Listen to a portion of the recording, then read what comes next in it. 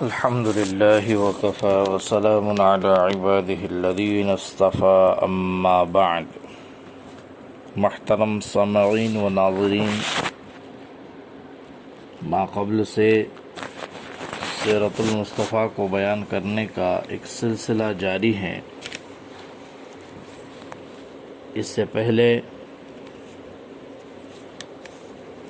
حضرت خدیجہ رضی اللہ تعالی عنہا سے آپ صلی اللہ علیہ وسلم کا نکاح کس عمر میں ہوا، کتنا مہر مقرر ہوا، اور اس کے بعد کعبۃ اللہ کی تعمیر کب ہوئی، کتنی مرتبہ ہوئی، کس کس زمانے میں ہوئی، کس کس نے کی، اس کو تفصیل سے بیان کرنے کے بعد اب زمانے جاہلیت کے رسومات کیا تھے،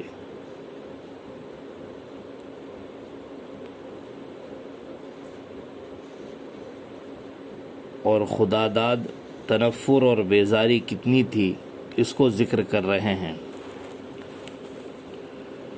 انبیاء و مرسلین اگرچہ نبوت و رسالت سے پہلے نبی اور رسول نہیں ہوتے، مگر ولی اور صدیق ضرور ہوتے ہیں، اور ان کی ولایت ایسی کامل اور اتم ہوتی ہیں کہ بڑے سے بڑے ولی اور صدیق کی ولایت کو ان کی ولایت سے وہ نسبت بھی نہیں ہوتی جو قطرے کو دریا کے ساتھ اور ذرے کو آفتاب کے ساتھ ہوتی ہے.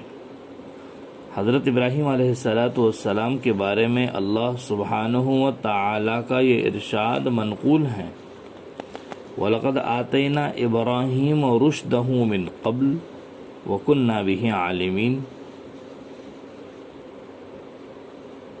اور حضرت یوسف علیہ السلام کا تمام واقعہ اور خصوصاً ان کا ارشاد: وَإِلَّا تُصْرِفْ عَنِّي كَيْدَهُنَّ أَصْبُ إِلَيْهِنَّ.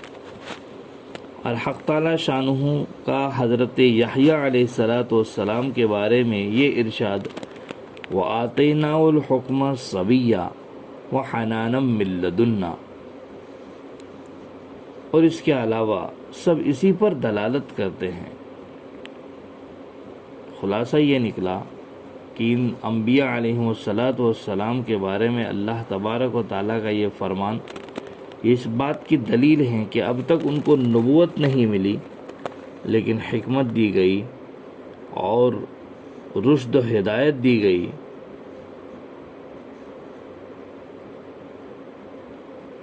کہ حضرات انبیاء نبوت و بعثت سے پہلے ہی اعلیٰ درجے کے ولی اور صدیق ہوتے ہیں. اسی طرح نبی اکرم صلی اللہ علیہ وسلم بھی ابتدا ہی سے شرک اور بت پرستی سے اور تمام مراسم شرک سے بالکل پاک اور منزہ رہیں. جیسا کہ ابن ہشام کی روایت میں ہے، رسول اللہ صلی اللہ علیہ وسلم اس حال میں جوان ہوئے کہ اللہ تعالی آپ کی حفاظت اور نگرانی فرماتے تھے، اور جاہلیت کی تمام گندگیوں سے آپ کو پاک اور محفوظ رکھتے تھے، اس لیے کہ اللہ تعالی کا یہ ارادہ ہو چکا تھا کہ آپ صلی اللہ علیہ وسلم کو نبوت و رسالت اور ہر قسم کی عزت و کرامت سے سرفراز فرمائیں، یہاں تک کہ آپ مرد کامل ہو گئے، اور مروت اور حسن خلق اور حسب و نسب، حلم اور بردباری، راست بازی اور صداقت و امانت میں سب سے بڑھ گئے، اور فحش اور اخلاق رذیلہ سے انتہا درجہ دور ہو گئے، یہاں تک کہ آپ صلی اللہ علیہ وسلم امین کے نام سے مشہور ہو گئے.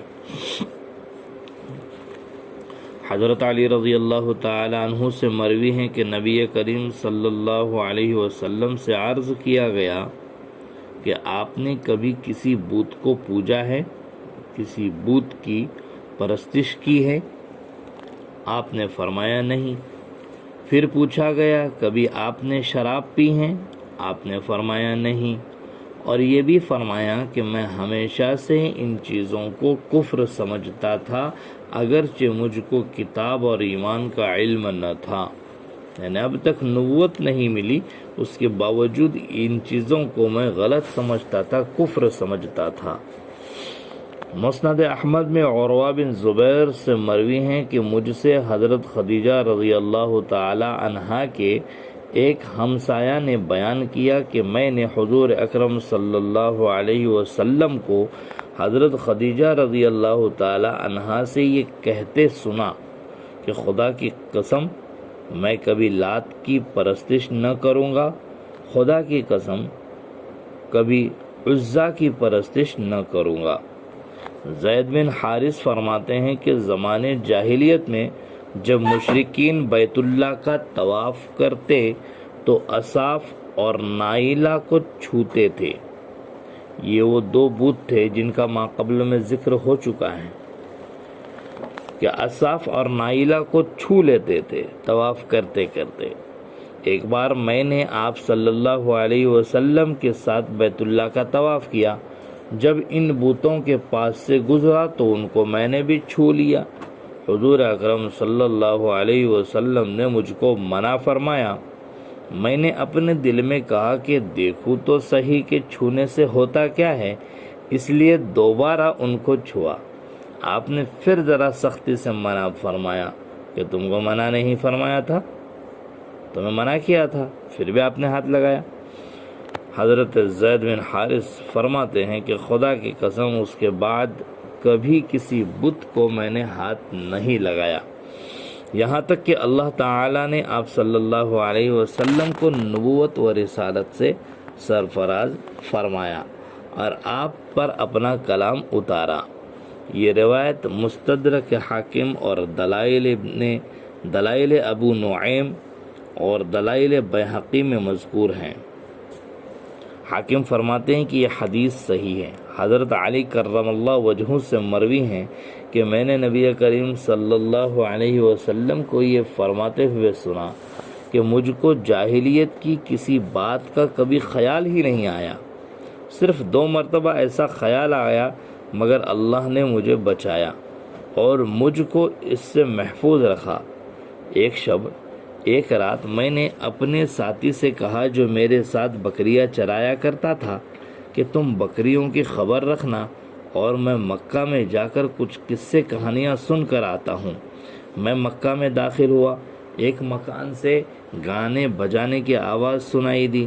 میں نے دریافت کیا کہ یہ کیا ہے، معلوم ہوا کہ فلاں کی شادی ہے۔ میں بیٹھا ہی تھا، فوراً نیند آ گئی اور خدا نے میرے کانوں پر مہر لگا دی۔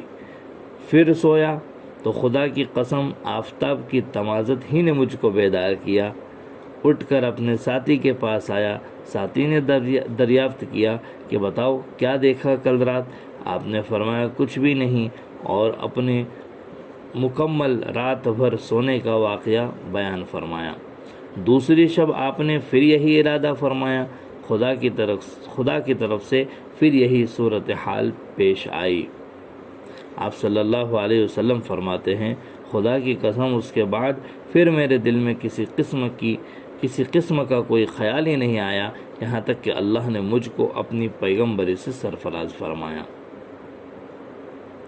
یہ حدیث مسند بزار اور مسند اسحاق ابن راہویہ وغیرہ میں مذکور ہیں۔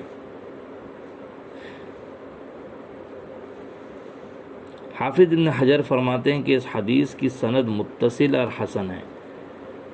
اس حدیث کے تمام راوی ثقہ ہیں۔ بخاری اور مسلم میں حضرت جابر سے مروی ہیں کہ تعمیر کعبہ کے وقت آپ بھی پتھر اٹھا کر لا رہے تھے کہ آپ کے چچا حضرت عباس رضی اللہ تعالی عنہ نے کہا کہ بیٹا تہبند کھول کر مونڈھوں پر رکھ لو تاکہ پتھروں کی رگڑ سے محفوظ رہو۔ آپ نے چچا کے کہنے سے تہبند کھولا، کھولتے ہی آپ بے ہوش ہو کر گر پڑے۔ اس کے بعد آپ صلی اللہ علیہ وسلم کبھی برہنہ نہیں دیکھے گئے۔ ابو طفیل سے مروی ہیں کہ اس وقت آپ کو غیب سے یہ آواز آئی، اے محمد صلی اللہ علیہ وسلم اپنے سطر کی خبر لو۔ یہ غیبی آواز سب سے پہلی آواز تھی جو آپ کو سنائی دی۔ ابو طفیل کی یہ روایت دلائل ابو نعیم اور دلائل بیہقی اور مستدرک حاکم میں مذکور ہیں۔ حاکم فرماتے کہ حدیث صحیح ہے۔ ابن عباس کی روایت میں ہے کہ ابو طالب نے آپ سے پوچھا کیا ماجرا تھا؟ آپ نے فرمایا کہ ایک سفید پوش آدمی دکھلائی دیا جس نے یہ کہا اے محمد صلی اللہ علیہ وسلم اپنے سطر کو چھپاؤ۔ حاکم فرماتے ہیں یہ روایت صحیح ہے۔ ایک مرتبہ قریش نے آپ کے سامنے لا کر کھانا رکھا۔ اس مجلس میں زید بن عمرو بن نفیل بھی تھے۔ آپ نے اس کے کھانے سے انکار کیا۔ اس کے بعد زید نے بھی انکار کیا اور کہا کہ میں بتوں کے نام پر ذبح کیے ہوئے جانور اور بتوں کے چڑھاوے نہیں کھاتا، میں صرف وہی کھاتا ہوں جس پر صرف اللہ کا نام لیا جائے۔ زید بن عمرو بن نفیل قریش سے یہ کہا کرتے تھے بکری کو اللہ ہی نے پیدا کیا ہے اور اللہ ہی نے اس کے لیے گھاس اگایا، پھر تم اس کو غیر اللہ کے نام پر کیوں ذبح کرتے ہو؟ زید بن عمرو بن نفیل حضرت عمر بن خطاب رضی اللہ تعالیٰ عنہ کے چچا زاد بھائی اور سعید بن زید کے والد ہیں جو عشر مبشرہ میں سے ہیں۔ شرک اور بت پرستی سے بیزار اور دین حق کے متلاشی تھے۔ بعثت سے 5 سال پہلے جس وقت خانہ کعبہ کی تعمیر ہو رہی تھی اس وقت انتقال فرمایا۔ یہ سیرت المصطفیٰ کا ایک لمبا حصہ آپ تک پہنچایا ہے کہ بت پرستی سے کس طرح سے بیزار تھے اور بت پرستی کیا بھی کرتے تھے لیکن اللہ کی عبادت سے کس طرح سے بیزار تھے۔ پھر جو ہے حضور اکرم صلی اللہ علیہ وسلم کو نبوت سے پہلے بھی بت پرستی سے کتنی نفرت تھی اس کو ذکر کیا ہے۔ انشاءاللہ اب وحی کی ابتدا اور نبوت کی بشارتیں کیسے ملنے لگی اور ابتدائی وحی کیسے ہوئی اس کو انشاءاللہ آئندہ ذکر کریں گے۔ آپ سے گزارش ہے آپ سن کر اسے آگے شیئر کیجیے۔ جزاکم اللہ خیرہ۔